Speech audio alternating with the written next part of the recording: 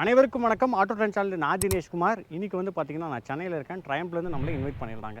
Social மீடியாவில் இப்போ பெரும்பாலும் என்ன போயிட்டுருக்குன்னா, ட்ரையம்ப் பற்றி ஆல்ரெடி 400cc வண்டியெல்லாம் 350cc மாற்றிட்டாங்க. அதனால் பவர்லாம் ரொம்ப கம்மியாக இருக்கும்.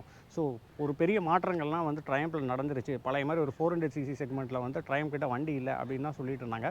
பட் ஆக்சுவலாக ஏன் 400cc 350cc மாற்றினாங்க, உண்மையாலுமே வந்து இந்த வண்டி வந்து பவர் கம்மியாக இருக்கா அப்படின்னு தான் பார்க்க போகிறோம். இந்த வண்டி மட்டும் இல்லை, ட்ரையம்பில் மொத்தம் 4 வண்டி இருக்குங்க. என்னென்னு பார்த்தீங்கன்னா T4, ஸ்பீடு, ஸ்க்ராம்பிளரு, அதுக்கப்புறம் த்ரக்ஸ்டன். ஸோ இந்த 4 மாடல் வந்து அவங்கக்கிட்ட லைனப்பில் இருக்குது. இது போக 5ஆவதாக புதுசாக ஒரு என்ட்ரி வேறு கொடுத்துருக்கா அப்படி. ஆனால் எல்லாமே வந்து பார்த்திங்கன்னா 350cc. ஸோ வண்டி உண்மையிலுமே 350cc எப்படி இருக்குது, அதுக்கு தான் இந்த வண்டி அவங்க வந்து கொடுத்துருக்காங்க. இதை ரோட்டில் வரைக்கும் பார்ப்போம். அதுக்கு முன்னாடி எதனால் 400லேருந்து 350 மாறி இருக்குது, என்ன பவர் ஸ்பெக்லாம் மாறி இருக்குன்னு டீட்டெயிலாக இந்த வீடியோவில் பார்க்க போகிறோம். வாங்க வீடியோக்குள்ளே போயிடலாம்.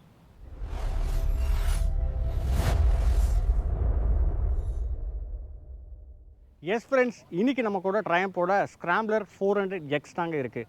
இந்த வண்டியில் வந்து பார்த்திங்கன்னா அவங்க வந்து சிசி கம்மி பண்ணியிருக்காங்களான்னு கேட்டிங்கன்னா ஆமாங்க. இனிமேல் வந்து 400cc கிடையாது, 350cc தான். எதனால் ஃபஸ்ட்டு இந்த டிகிரேட் வந்து நடந்துச்சு அப்படின்னு கேட்டிங்கன்னா, இதுக்கு வந்து ஜிஎஸ்டி தாங்க மெயின் காரணம். ஏன்னா 350cc இருக்கிற எல்லா வண்டியுமே வந்து பார்த்திங்கன்னா 28%லேருந்து 18% வந்து ஜிஎஸ்டியை ரிடக்ஷன் பண்ணியிருந்தாங்க. பட் எபோ 350cc பார்த்திங்கன்னா 40% வரைக்குமே வந்து ஜிஎஸ்டி வந்து இன்க்ரீஸ் பண்ணிட்டாங்க. அதனால் இந்த வண்டியோட ப்ரைஸிங் எல்லாம் வந்து பார்த்திங்கன்னா எக்கச்சக்கமாக ஏறி போச்சு. பிகாஸ் இவங்ககிட்ட ஆல்ரெடி 400cc தான் இன்ஜின் வந்து வச்சுருந்தாங்க.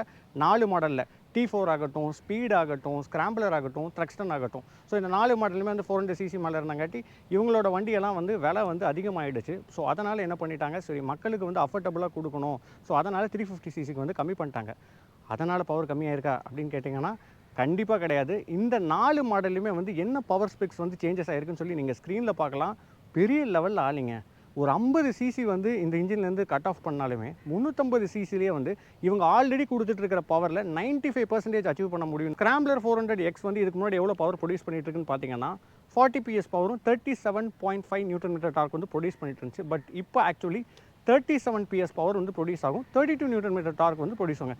ஆல்மோஸ்ட் நீங்கள் பார்த்துருப்பீங்க, பெரிய லெவல் எந்த டிஃபரன்ஸும் இல்லை. ஸோ அதுக்கு தான் இந்த வண்டி வந்து நமக்கு இன்றைக்கி கொடுத்துருக்காங்க. ஸோ ரோட்லேயும் இறக்கி பார்க்க போகிறோம், எந்த அளவுக்கு பவர் ஸ்பெக்ஸ்லாம் மாறி இருக்குது, பழைய அக்ரெசிவ்னஸ்லாம் கம்மியாகிடுச்சா, ஜஸ்ட் பேப்பரில் மட்டும் தான் அந்த ஸ்பெக்ஸ் வந்து வேலிடாக தெரியுதா அப்படின்னு தான் இந்த வீடியோவில் டீட்டெயிலாக டிரைவ் ரிவ்யூவோட பார்க்க போகிறோம். அதுக்கப்புறம் இவங்ககிட்ட இருக்கிற 4 மாடல்லையுமே வந்து பார்த்திங்கன்னா பவர் ஸ்பெக்ஸ் பெரிய லெவலில் மாறல. பட் வண்டியில் எதாவது ஃபீச்சர்ஸ் ரீதியாக மாறி இருக்கான்னு கேட்டிங்கன்னா பெரிய லெவலில் எந்த மாற்றமும் கிடையாதுங்க. Same 195mm ground clearance, tyre sections, alloy wheel design, வண்டியில் எந்த வித சின்ன சேஞ்சஸ் கூட கிடையாது. ஜஸ்ட் இன்ஜின் மட்டும் ஸ்வாப் பண்ணியிருக்காங்க 400லேருந்து 350cc. நீங்கள் ஆல்ரெடி யாராவது ட்ரையம்ப் பைக்ஸ் யூஸ் பண்ணிருந்தீங்கன்னா மறக்காமல் கமெண்ட் செக்ஷனில் போடுங்க. அதே மாதிரி இன்றைக்கி இந்த வண்டி நமக்கு ரிவ்யூ கொடுத்தது ட்ரையம்ப். அது உங்கள் கம்பெனியிலேருந்து தான் நம்மளை வந்து இன்வைட் பண்ணி கொடுத்துருக்காங்க. ஸோ நானும் சென்னையில் இருக்கேன். ஸோ எடுத்து ஈசிஆரில் இந்த வண்டி வந்து ஒரு அழுத்தி பார்ப்போம், எப்படி தான் போகுது பார்த்துடலாம் வாங்க. எஸ் ஃப்ரெண்ட்ஸ், ட்ரையம்போட ஸ்க்ராம்பிளர் 400X, அதாவது இந்த 350cc ரோட்டில் இறக்கி பார்க்க போகிறோம். ஸோ பேப்பர் ஸ்பெக்ஸ் எல்லாம் பார்த்தாச்சு, ரோட் எப்படி இருக்குது அப்படின்னு பார்ப்போம். Okay, self start on. Sound ரீதி எந்த வித சேஞ்சஸும் இல்லைங்க, பெரிய லெவலில் சேஞ்சஸ் தெரில.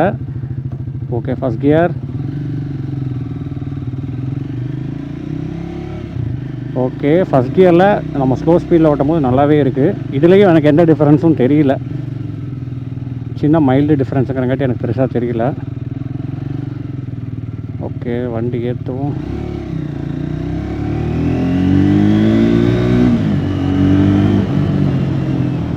ஓகே,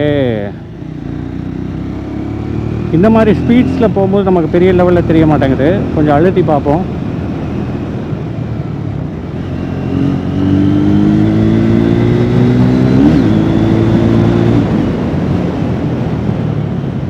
எண்பது வரைக்கும் ஈஸியாக போயிடுதுங்க. ஆக்சுவலி இது 350cc சொன்னீங்கன்னா பேப்பரில் பார்த்தா மட்டும்தான் தெரியும். பட் ரியல் டைமில் நமக்கு அந்த மைல்டான ஒரு பவர் டிக்ரீஸ் வந்து நமக்கு பெருசாக ஃபீல் ஆகிறது இல்லை. ஓகே, ஈசிஆர் ரோட், சென்னையிலே வச்சு இந்த ரோட்டில் தான் அழுத்தி பார்க்க முடியும். ஸோ அங்கே வந்துட்டேன்.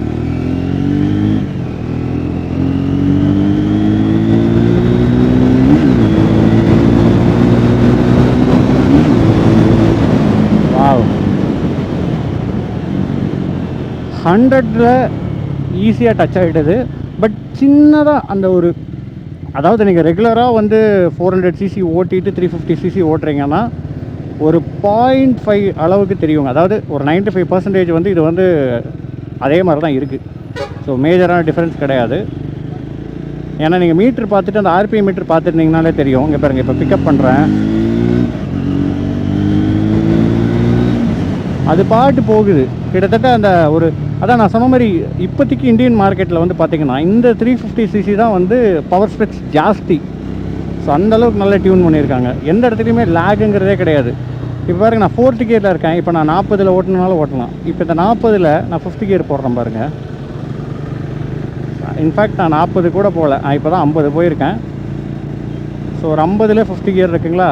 ஸோ அடுத்த கியர் மாற்றினேன் 6th கியரை 60ல் போட்டு ஓட்டிகிட்ருக்கேன். இப்போ நான் முறுக்குனாலும் அந்த பவர் அப்படியே டெலிவரி பார்க்கலாம், சர்ன்னு எடுத்துகிட்டு போகுது.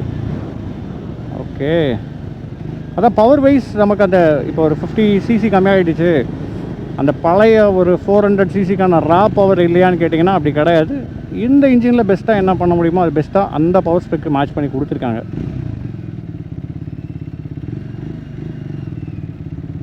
ஸோ அதனால தான் வந்து அவங்களும் பார்த்திங்கன்னா அந்த நேம் வந்து சேஞ்ச் பண்ணல அப்படின்னு சொல்கிறாங்க. அந்த 400c, அதாவது ஸ்க்ராம்ப்ளர் 400X, அப்புறம் 400T4, அந்த மாதிரி ஸ்பீட் 400, இந்த மாதிரி அந்த 400ங்கிறது அப்படியே தான் இருக்க போகுது.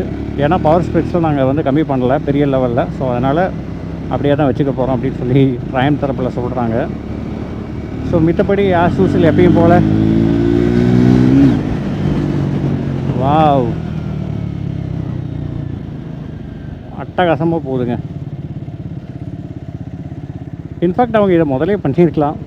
400cc கொடுத்து அது கொஞ்சம் ஓவர் ஸ்பெக்காக இருக்கிறதுக்கு 350cc டீசெண்டாக கொடுத்து இதே பவர் ஸ்பெக் முதலே அவங்க பண்ணியிருக்கலாம். பட் இப்போ அந்த ஜிஎஸ்டினால் இப்படி ஒரு சம்பவம் வந்து நிகழ்ந்திருக்கு ட்ரையம்பில். ஸோ அவங்களும் அதுதான் சொல்கிறாங்க, நான் எங்ககிட்ட வந்து கிட்டத்தட்ட ஹையர் சிசி கேட்டகரியில் இல்லாத வண்டியே கிடையாது, but still we work for அந்த 400cc-னாலும் அது வந்து ப்ரைஸ் எச்சானாலும் அந்த சேல்ஸுமே நாங்கள் வந்து கண்டிப்பாக வந்து பார்ப்போம் அப்படின்னு சொல்லி அவங்க தரப்பில் வந்து சொல்கிறாங்க, ட்ரையம் தரப்பில். இருங்க, நான் இப்போ வந்து ஒரு சின்ன இது பண்ணுறேன். 60ல் 60 கியர் போட்டுட்டு ஃபுல் த்ராட்டில் பண்ணால் எப்படி போகுதுங்கிறத பார்க்கலாம். ஸோ இப்போ 60ல் இருக்குது, 60 கியரில் இருக்குது, நீங்கள் பார்க்கலாம். ஸோ த்ராட்டில் பண்ணுறேன் பாருங்கள், நான் எதுவுமே பண்ணல, அது பாட்டு கொண்டு போகுது. அதுக்குள்ளே 80 போயிடுச்சு, அதுக்குள்ளே 100 போகுது, அவ்வளோதான் 100 போயிடுச்சு. இதுக்கும் அந்த பவர் லேக் வந்து சுத்தமாக இல்லை. நீங்கள் பட் 400cc இன்னும் கொஞ்சம் மைல்டாக அந்த டிஃப்ரென்ஸ் வந்து இருக்கும், நல்லாவே இருக்கும். பட் ஒரு 350cc கூட கம்பேர் பண்ணி பாருங்களேன். ஏன்னா இப்போ 350cc இந்தியன் கேட்டகரியில் எடுத்துட்டிங்கன்னா ஒரு 2-3 வண்டி தான் இருக்குது. ஸோ அது கூட கம்பேர் பண்ணும்போது இது வந்து பார்த்திங்கன்னா நல்ல பவர் டெலிவரி பண்ணுது. ஸோ அதேமாதிரி பிரேக்கிங்கும் வந்து பார்த்திங்கன்னா ரெண்டுமே dual ABS, so dual channel ABS கொடுத்துருக்காங்க.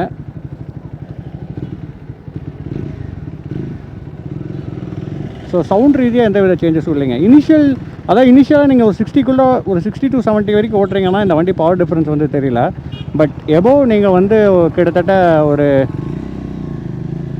100க்கு மேலே நீங்கள் எழுத்துறீங்க பார்த்தீங்களா, அப்போ வந்து டிஃப்ரென்ஸ் தெரியுது. இதோட டாப் ஸ்பீடாக வந்து அவங்க கிளைம் பண்ணுறது 135 வந்து போகும்னு கிளைம் பண்ணுறாங்க. அதே சமயத்தில் வந்து பார்த்திங்கன்னா மைலேஜ் ரீதியாகவும் வந்து பார்த்திங்கன்னா, அதாவது கம்மியான சிசி இன்ஜினில் அதிக பவர் அவுட்புட் எடுக்கிறனால பெரிய அளவில் மைலேஜ் வந்து ட்ராப் ஆகாது, அதுக்கு சிமிலராகவே தான் இருக்கும்னு சொல்லி சொல்கிறாங்க. அதில் என்னங்க ஒரு 30 வரைக்கும் கிடைக்கும். ஆக்சுவலி இப்போ நான் ரீசெட் பண்ணி தான் வச்சுருக்கேன் ட்ரிப்பே. ஸோ பாருங்கள், நான் வந்து ஸ்டார்ட் பண்ணும்போது எடுத்தேன், ஹோட்டலில் ஸ்டார்ட் பண்ணி கிட்டத்தட்ட ஒரு 40 கிலோமீட்டரே ஓட்டிட்டேன். இதுக்கும் விரட்டி தான் ஓட்டினேன். அப்படி ஓட்டுமே வந்து எனக்கு ஆவரேஜ் மைலேஜ் வந்து 30 காட்டுது. இங்கே நீங்கள் பார்க்கலாம். ஸோ எனக்கே சர்ப்ரைசிங்லி, நான் கூட நினச்சேன் 25 வரைக்கும் வந்திருக்குமோன்னு, பட் 30 இதுலேயே காட்டுது. இதுக்கும் நான் டெஸ்டிங்கில் தான் ஓட்டிகிட்ருக்கேன், மைலேஜ் ரீதியாக ஃபோக்கஸ் பண்ணி ஓட்டவே கிடையாது. ஸோ எவ்வளோ கிலோமீட்டர் ஓட்டியிருக்கேன்னு பார்த்தீங்கன்னா, நான் வண்டி எடுத்ததுலேருந்து இப்போது, ஸோ ட்ரிப் 1 43.5. ஸோ நான் ட்ரிப் 1 ரீசெட் பண்ணேன், ட்ரிப் 2 அட் டைமில் சேம் டைமில் ரீசெட் பண்ணேன். ஸோ 43.5 கிலோமீட்டர் ஓட்டிட்டேன். ஸோ அப்படி ஓட்டியுமே எனக்கு வந்து மைலேஜ் வந்து பார்த்திங்கன்னா ஆவரேஜ் மைலேஜ் வந்து 30 காட்டுது. ஸோ நல்ல மைலேஜ் தான். ஏன்னா இன்னுமே கொஞ்சம் ஒரு நார்மலாக இப்போ சிட்டிக்குள்ளெல்லாம் ஓட்டுறாங்கன்னா எப்படியும் டெய்லி கம்ப்யூட்டராகவும் சில டைம்ஸ் நம்ம வந்து யூஸ் பண்ணுற மாதிரி தான் இருக்கும். இந்த வண்டி எடுக்கிறோம், எப்போயாவது நம்ம டூரிங் பர்பஸ் மட்டும் யூஸ் பண்ண போகிறது இல்லை. அப்பப்போ ஆஃபீஸ் போகிறது வர்றது, பக்கத்தில் போகிறது, அந்த மாதிரி சிட்டிக்குள்ளேயும் இந்த வண்டி ஓட தான் போகுது. அந்த மாதிரி சமயத்தில் ஒரு 30ங்கிறது நான் ஓட்டின ஓட்டுக்கு கிடைக்குது. பட் நீங்கள் எப்படி ஓட்டுறீங்களோ அதை பொறுத்து தான் கிடைக்கும். ஸோ நான் மோஸ்ட்டாக வெரைட்டி தான் ஓட்டியிருக்கேன். ஏன்னா ஈசிஆர் ரோட்டில் கிட்டத்தட்ட பார்த்திங்கன்னா ஒரு என்ன சொல்கிறதுங்க, நான் மத்தியான டைம் போனாங்காட்டி ஒருத்தர் கூட இல்லைங்க. ரோடே காலியாக இருந்துச்சு. இன்ஃபேக்ட் நம்ம வண்டி மட்டும் தான் அந்த ரோட்லேயே போயிட்டுருக்கு மத்தியானத்தில். ஸோ அதனால் நிறையா கொஞ்சம் எனக்கு வந்து ஒரு சின்ன டெஸ்டிங் பண்ண ஒரு சின்ன சான்ஸ் கிடச்சிது. ஓகே, அசால்ட்டு பண்ணுதுங்க. அதாவது இந்த இன்ஜின் வந்து எக்ஸ்ட்ரானரின்னு சொல்லலை, பட் பெஸ்ட்டு கிளாஸ் கொடுத்துருக்காங்க. 350cc இப்போ பார்த்தீங்கன்னா அந்த மார்க்கெட் காம்படிஷனுக்குள்ளே இவங்களும் வந்துட்டாங்க. அதாவது முதல்ல இவங்க தனியாக இருந்தாங்க, ஒரு 400cc இருந்தாங்க. அதாவது ஏன்னா எல்லோரும் ஒரு 650cc போயிடுவாங்க, 350 கிடையாது 650 போயிட்டு இருந்தாங்க. இது வந்து மிட் ரேஞ்சிலேயே ப்ளே பண்ணிட்டு இருந்துச்சு. இப்போ இவங்க ஒரு படி இறங்கி 350ல் பூந்துட்டாங்க. ஸோ இந்த வண்டியோட ப்ரைஸிங்கெல்லாம் எந்த அளவுக்கு இருக்குங்கிறத வந்து பார்த்திங்கன்னா நான் வந்து உங்களுக்கு நான் டிஸ்கிரிப்ஷனில் ஃபுல்லாக அப்டேட் பண்ணுறேன். இந்த 4 மாடலுக்குமே எந்த அளவுக்கு எக்ஸோரூம் வந்து சேஞ்சஸ் ஆகிருக்கு அப்படிங்கிறத வந்து நீட்டாக மென்ஷன் பண்ணுறேன் எக்ஸோரூமில். ஸோ என்னை பொறுத்த வரைக்கும் வண்டி வந்து ஓகேங்க. அதாவது ஒரு 50cc கம்மி பண்ணி டேக்ஸ்க்காக கம்மி பண்ணாலும் பவர் ரீதியாக நம்ம வந்து பெரிய லெவலில் காம்ப்ரமைஸ் பண்ண வேண்டாங்கிறது வந்து என்னோடய கருத்தாக இருக்குது.